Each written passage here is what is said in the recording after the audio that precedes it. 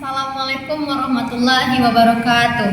Perkenalkan, saya Raflika Zainuraini dari kelas 5B Tadris IPA Winsus Karyau. Di sini saya akan membuat tugas video micro teaching untuk tugas mata kuliah biofisika dengan tema karakteristik fisiologi suara manusia dan hewan.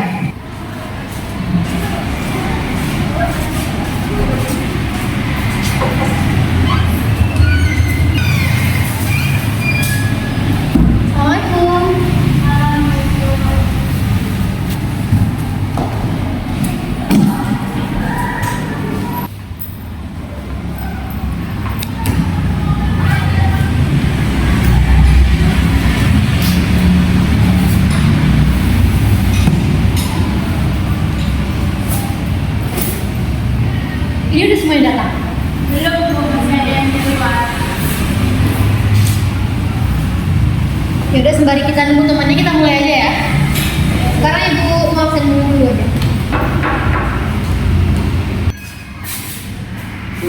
Permisi. Kenapa kamu terlambat?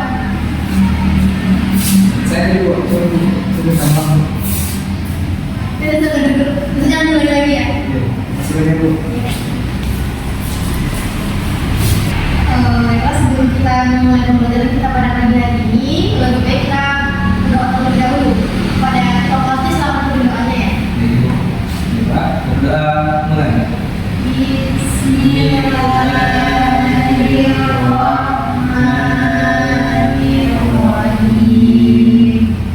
Rabbi shrahli sadri wa yassir li amri wahlul 'uqdatam min lisani yafqahu qawli. Rabbi zidni ilman warzuqni fahman. Amin. Terima kasih anak kelas. Selanjutnya di sini gue akan absen semuanya ya.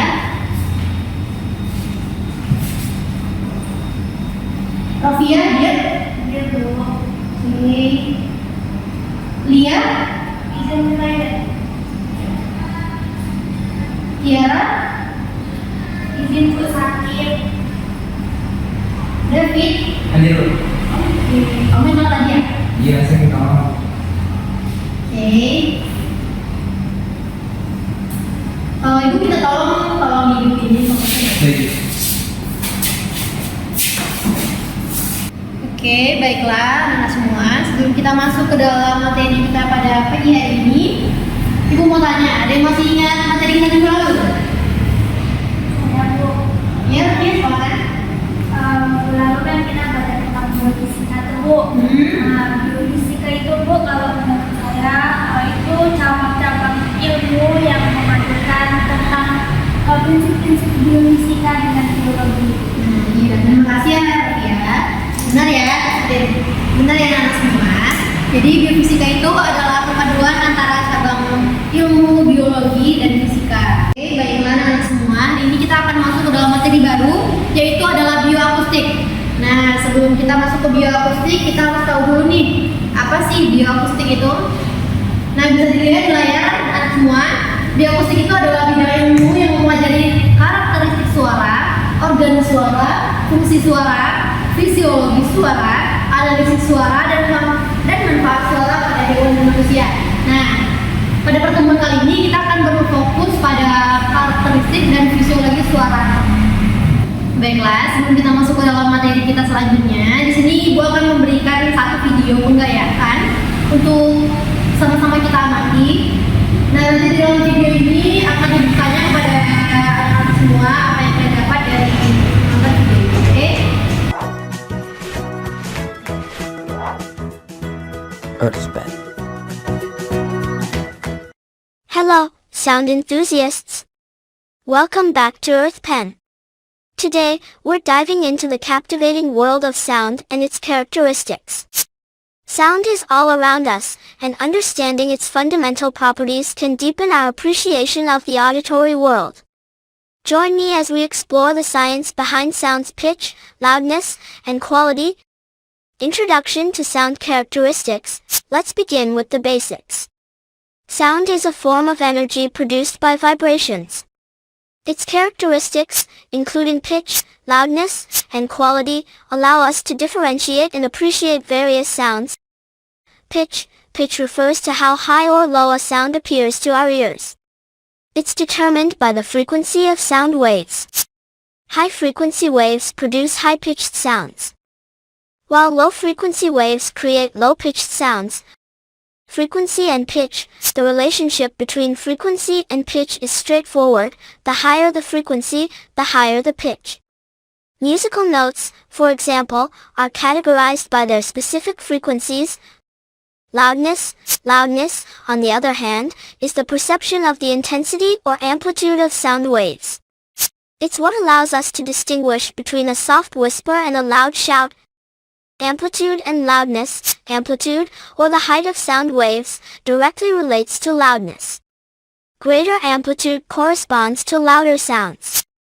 Our ears are sensitive to a wide range of amplitudes, from the gentle rustling of leaves to the thunderous roar of a waterfall. Quality, timbre. Now, let's talk about quality, also known as timbre. Timbre is what distinguishes one sound from another, even if they have the same pitch and loudness. It's what makes a piano sound different from a violin. Factors influencing timbre. Several factors influence timbre, including the harmonics or overtones present in a sound, the instrument or source producing the sound, and the way the sound evolves over time. Practical applications. Understanding the characteristics of sound is not just about appreciating music and nature. It has practical applications in fields like music production, telecommunications, and even medical diagnostics. Conclusion. In conclusion, sound is a rich and complex phenomenon with distinct characteristics that shape our auditory experience. The pitch, loudness, and quality of sound allow us to communicate, create music, and connect with the world in meaningful ways. Thanks for joining us today on Earth Pen. Don't forget to like, subscribe, and share your thoughts or questions about sound characteristics. Di video yang sudah ditonton tadi, Ibu ingin bertanya kepada anak-anak semua, apa ada yang menangkap dari penjelasan yang disampaikan tadi di video? Saya Bu. Ya, silakan, David. Jadi ada ditangkap dari video tadi Bu. Karakteristik dari suaranya tadi ditulis 3 Bu. Apanya? Pertama ada nada, Ya. kualitasnya sama ada jaringannya Bu. Nah, 3 komponen ini itu menentukan jenis-jenis pada suaranya. Oke, ya, benar ya, teman-teman semua. Jadi dengan ketiga karakteristik tadi seperti nada, kualitas, dan penyaringan, di situ kita bisa membedakan dari berbagai macam banyaknya jenis suara. Oke. Nah, di sini Ibu akan sedikit menjelaskan mengenai 3 komponen tadi. Yang tadi yang pertama ada nada ya, nada. Kedua ada kualitas, dan yang ketiga ada penyaringan. Di sini Ibu akan menjelaskan sedikit mengenai nada. Nah, nada itu sama dengan kayak gelombang suara. Gelombang suara ini adalah tinggi rendahnya suara yang bisa didengar oleh telinga kita. Nah, pitch ini, nada itu tadi juga dibilang dengan pitch ya, dari layar kan. Nah, pitch ini semakin tinggi gelombang frekuensi, itu kan berarti semakin tinggi nada tuh. Nah, jadi semakin tinggi gelombang frekuensi, maka semakin tinggi pula nada yang kita dengar di telinga. Semakin rendah gelombang frekuensinya atau pitch-nya, itu nanti akan semakin rendah nada yang kita bisa dengar di telinga. Oke, yang kedua ada apa tadi? Kualitas ya. Nah, kualitas itu bisa disebut juga dengan timbre. Nah, kualitas ini adalah satu komponen karakteristik yang membuat kita bisa membedakan dari suara satu dengan suara lainnya. Meskipun suaranya itu terdengar seperti sama, tapi ada perbedaannya dari kualitas itu. Kemudian tadi yang terakhir ada loudness atau penyaringan. Nah, penyaringan ini adalah persepsi intensitas amplitudo yang kita dengar di telinga kita juga. Nah, intensitas penyaringan ini sama dengan seperti tinggi rendahnya juga suara yang bisa kita dengar di telinga kita. Mungkin itu sedikit yang bisa Ibu sampaikan mengenai 3 komponen tadi. Selanjutnya kita akan masuk ke dalam karakteristik suara manusia. Nah, di di sini kita akan mengetahui, di sini kita akan mempelajari mengenai karakteristik suara manusia. Di mana yang pertama itu poinnya kita harus tahu dulu nih apa sih itu suara manusia. Jadi ikuti dia dan yang PPT aja, oke? Jadi suara manusia secara khusus merupakan bagian dari produksi. Suara manusia itu adalah sumber suara utama. Nah, secara umum nih, mekanisme untuk menghasilkan ucapan manusia itu disebut juga dengan suara. Nah, bagaimana suara manusia dihasilkan? Di sini kita bisa lihat suara manusia dihasilkan dari udara yang terdapat dalam tubuh dan berkaitan dengan pita suara. Secara ilmiah, suara dihasilkan oleh getaran pita suara, yaitu dua pita jaringan otot polos yang terletak saling berhadapan di latih. Nah, kalau di gambar ini kita bisa lihat contohnya. Yang pertama itu paru-paru. Nah, dari sini nanti udara kemudian mengalir ke latih. Oke.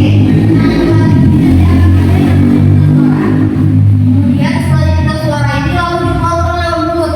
Nah, yang tadinya udara dari paru-paru kemudian naik ke latih dan menggetarkan pita suara ya namanya ya. Nah ya, menggetarkan pita suara kita, lalu saat kita berbicara lewat mulut maka suara itu akan terdengar.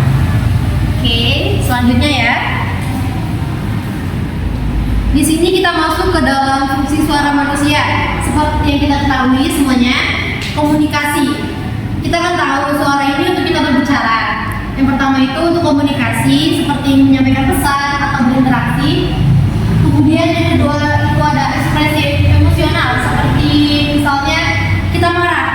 Nah, kita otomatis akan mengeluarkan ekspresi suara yang mencerminkan bahwa kita itu sedang marah.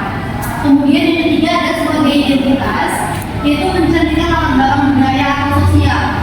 Contohnya ini seperti misalnya nih, anak-anak semua di sini kan berbeda sukunya nih, beda suku, beda bangsa. Nah, misalnya suku Batak dengan suku Melayu itu kan suaranya berbeda tuh intonasinya.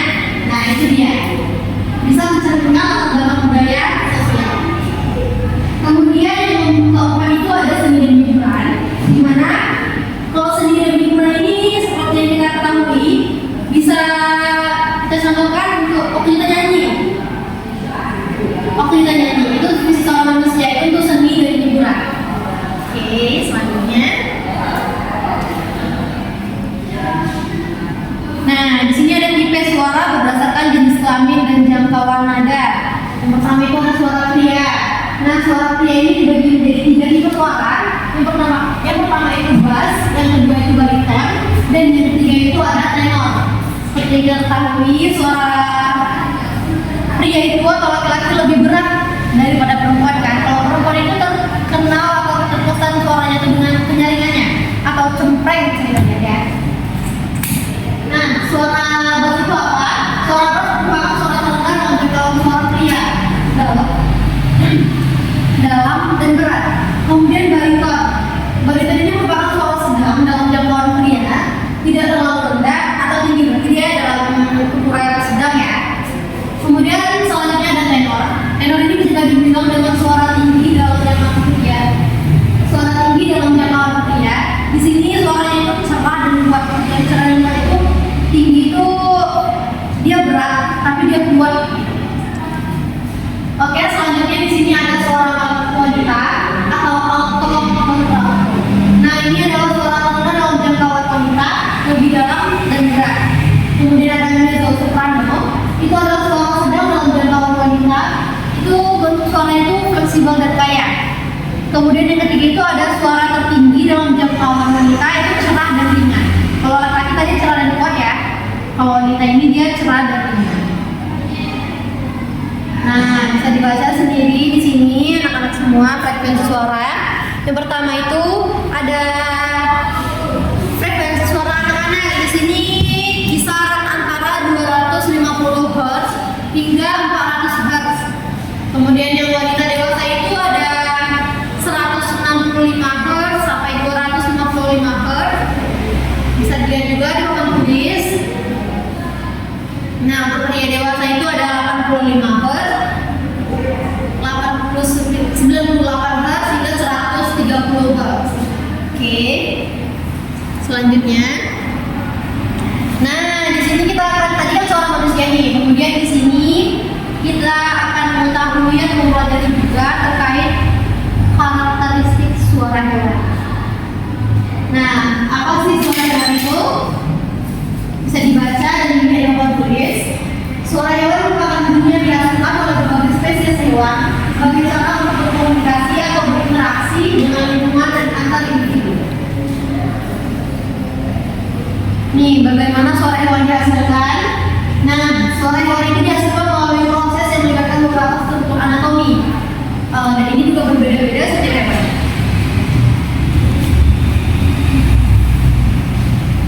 Nah, sebelum kita masuk ke materi ini, kita akan melihat video dulu. Ini video tentang hewan, karakteristik suara hewan.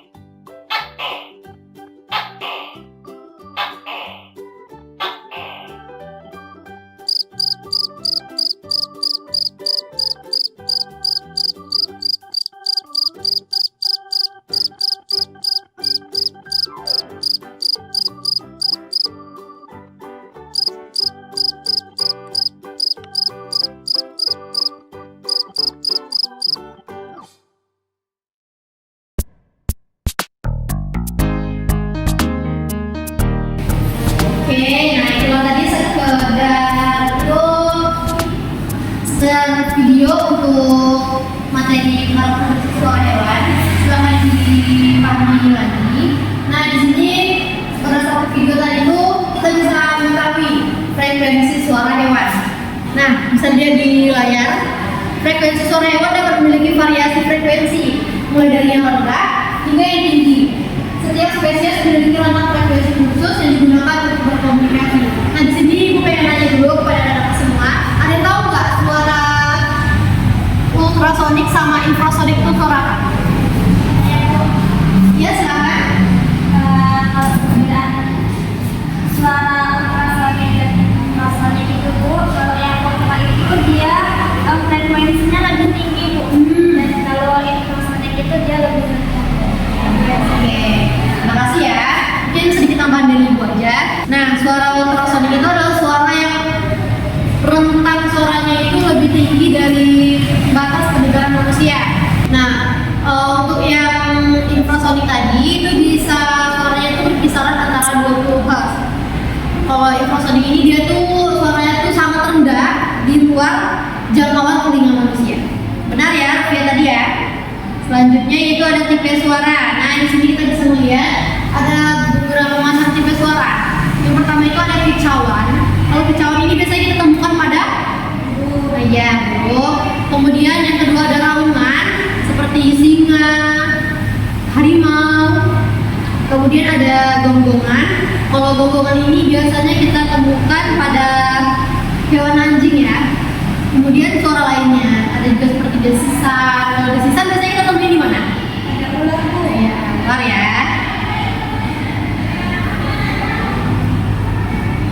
Nah, ini tadi kicauan pada burung, kalau rawangan itu pada singa, kalau gonggongan pada hewan anjing, kalau desisan itu pada ular. Benar ya?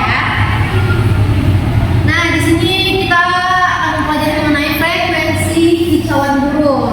Di sini ibu ada mengambil 2 sampel burung, yaitu pertama ada burung kalipuni dan yang kedua ada burung pipit. Tahu nggak ini burungnya nih? Udah pernah ketemu belum? Oke. Nah, di sini burung ini dapat menghasilkan suara dalam rentang frekuensi antara 1 kHz sampai 8 kHz. Dimana di sini kita ambil contoh ya, burung kalipuni. Burung kalipuni ini dapat menghasilkan suara yang tinggi mendekati 4 kHz, sementara burung pipit ini seringkali berkicau dalam rentang 2 sampai 4 kHz. Oke, selanjutnya di sini kita juga mengetahui suara mamalia dan frekuensinya juga. Di sini berbeda-beda setiap mamaliannya. Di sini yang pertama itu ada anjing, di mana frekuensi suaranya itu berkisar antara 67 Hz sampai 45 maaf. Di sini ada suara kucing, ini hewan kucing ya. Nah, di sini frekuensi suara hewan kucing ini berkisar antara 48 Hz hingga 85 kHz. Kemudian ada raungan singa, di mana raungan singa ini memiliki rentang frekuensi sekitar 110 Hz hingga 500 Hz. Oke. Nah, di sini juga ada namanya frekuensi suara amfibi. Di sini ibu mengambil contoh satu kata. Buat kata. Frekuensi yang biasanya berkisar antara 1 kHz sampai 5 kHz. Kemudian ini suara ikan nih. Nah, kita tahu kan kalau ikan itu ada yang mempunyai suara ultrasonik ya. Contohnya apa coba? Ada yang tahu? Nah, di sini mulai tahu ya. Hewan yang mempunyai suara ultrasonik itu contohnya lumba-lumba. Di sini nggak ibu masukkan lumba-lumba, ibu di sini masukkannya paus biru, paus buku dan lele. Bisa dilihat di layar. Nah, untuk suara lele ini kenapa kita? Nah, lele kan bersuara nih. Tetapi kenapa kita tidak bisa mendengar suaranya? Itu karena dia mempunyai suara infrasonik, di mana yang seperti ibu jelaskan tadi, suara infrasonik itu adalah suara yang lebih rendah dan lebih rendah frekuensinya di luar pendengaran manusia, jadi kita tidak bisa mendengar suara lele. Nah, di sini nih kelewatan bentar ya. Nah, di sini gajah dapat menghasilkan suara infrasonik di bawah 20 Hz, di mana suara infrasonik pada gajah ini digunakan untuk echolocation-nya. Nanti kan dia biasanya bergerombolan tuh dengan hewan-hewan gajah lainnya. Suara ini bisa untuk echolocation mereka. Kemudian, nah di sini untuk ultrasonik di sini ada namanya kelelawar, di mana suara ultrasonik kelelawar ini hingga 100 kHz atau lebih. Bisa dilihat pada layar ya anak-anak. Kelelawar ini menggunakan suara ultrasoniknya itu untuk mencari makan, untuk echolocation juga, ya. Kemudian di sini ada ular, di mana rentang frekuensi suaranya itu ada 20 Hz hingga 1 kHz. Nah, di sini kan ada frekuensi nada nih, seperti yang tadi Ibu jelaskan. Nada itu adalah gelombang frekuensi, ada yang tinggi, ada yang rendah, ya. Nah, seperti kita tahu tadi, suara yang jantan itu seringkali lebih dalam dan kuat, sedangkan suara betina biasanya lebih tinggi dan mungkin lebih bervariasi.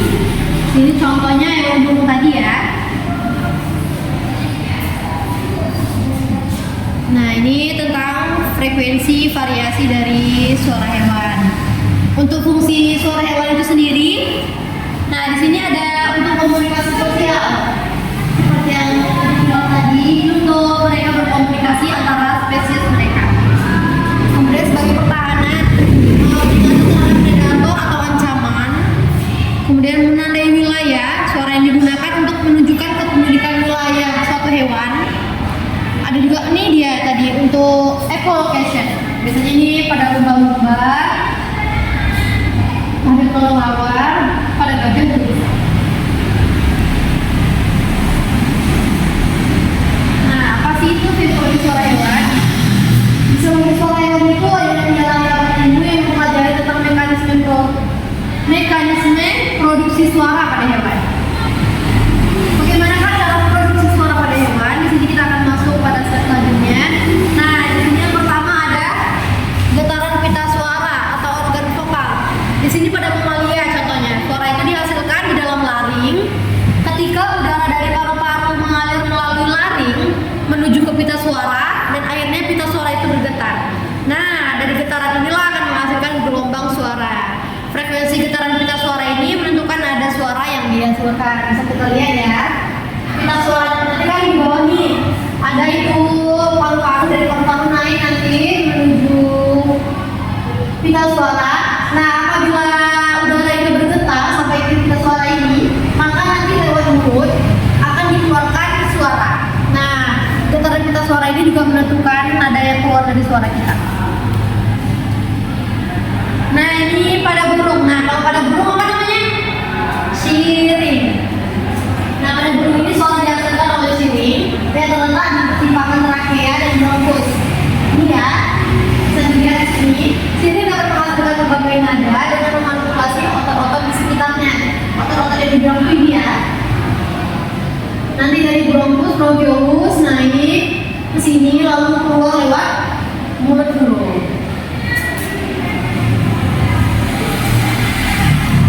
Oke, kita masuk materi selanjutnya. Ini ada modifikasi suara oleh rongga resonansi, di mana rongga ini berfungsi untuk memperkuat dan mengubah karakteristik suara seperti timbrenya dan volume. Kalau timbre tadi apa? Kualitas. Timbre tadi kualitas ya.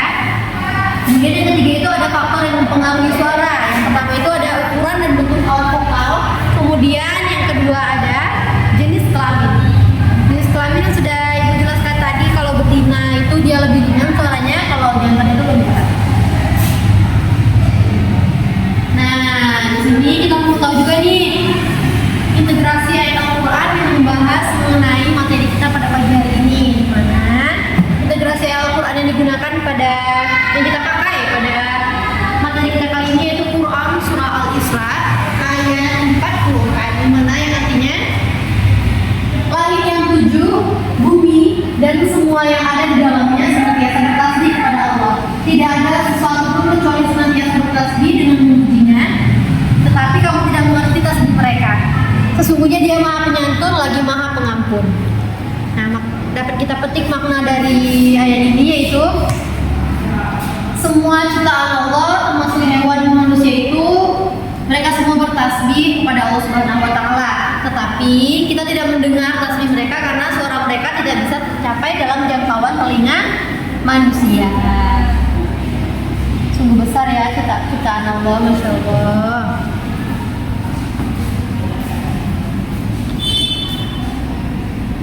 Oke. Mungkin hari ini kita akan mempelajari materi sampai situ saja. Ada yang ditanyakan? Tidak, Bu. Oke, seperti udah paham semua ya. Nah, jangan lupa untuk minggu depan tolong dibaca-baca materi mengenai fungsi suara hewan dan alat apa ya namanya ya? Organ untuk suara. Oh iya. Minggu depan tolong dibaca materi mengenai organ suara hewan ya dan manusia. Oke. Jadi sampai situ dulu materi kita pada pagi hari ini.